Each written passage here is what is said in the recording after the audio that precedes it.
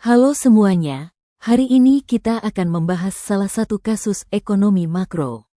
Salah satu kasusnya yaitu perlambatan pertumbuhan ekonomi Indonesia kuartal I 2025. Pertumbuhan ekonomi Indonesia kuartal I 2025 melambat menjadi 4,87%, terendah sejak kuartal 3 2021 dan di bawah target pemerintah 5,2%.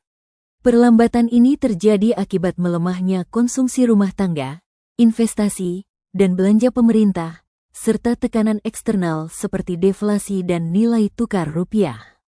Pertumbuhan ekonomi yang melambat menunjukkan adanya perlambatan aktivitas ekonomi secara keseluruhan.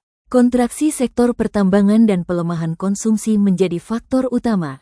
Deflasi dan tekanan nilai tukar menambah tantangan bagi stabilitas ekonomi. Mengapa konsumsi rumah tangga melemah? Konsumsi rumah tangga adalah komponen terbesar dalam PDB Indonesia, lebih besar dari 50%, sehingga penurunan konsumsi berdampak besar pada pertumbuhan.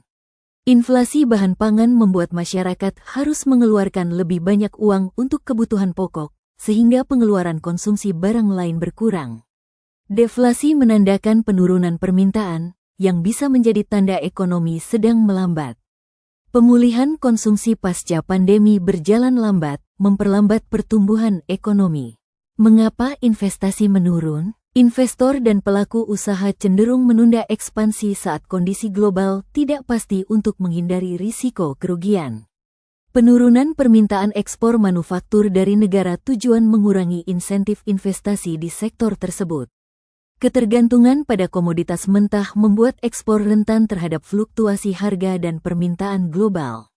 Investasi yang menurun berdampak pada penciptaan lapangan kerja dan pertumbuhan ekonomi jangka panjang. Mengapa belanja pemerintah melambat? Tahun sebelumnya terdapat momen pemilu yang mendorong peningkatan belanja negara, sedangkan 2025 tidak. Dana alokasi umum, DAU, dan dana alokasi khusus, DAK, yang dipangkas menghambat proyek infrastruktur dan belanja daerah.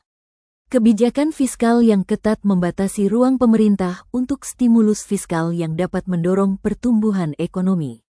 Belanja pemerintah yang melambat mengurangi stimulus ekonomi domestik. Mengapa faktor eksternal memperburuk kondisi? Perang dagang dan proteksionisme menghambat ekspor Indonesia ke pasar global. Konflik geopolitik menimbulkan ketidakpastian pasar dan volatilitas yang mengurangi investasi asing. Tekanan pada nilai tukar rupiah menaikkan biaya impor dan menekan daya beli domestik. Perlambatan ekonomi negara mitra dagang utama mengurangi permintaan produk ekspor Indonesia. Kesimpulan, perlambatan ekonomi Indonesia kuartal I 2025 disebabkan kombinasi pelemahan konsumsi, investasi, dan belanja pemerintah, serta tekanan eksternal. Pemerintah perlu kebijakan fiskal ekspansif dan diversifikasi ekonomi untuk pemulihan berkelanjutan. Ketiga pilar utama perekonomian domestik melemah bersamaan, menekan pertumbuhan. Faktor eksternal menambah beban ekonomi Indonesia. Stimulus fiskal dan kebijakan yang tepat sasaran sangat diperlukan untuk mengembalikan momentum pertumbuhan. Diversifikasi ekspor dan penguatan daya beli domestik menjadi kunci keberhasilan jangka panjang. Sekian dan terima kasih.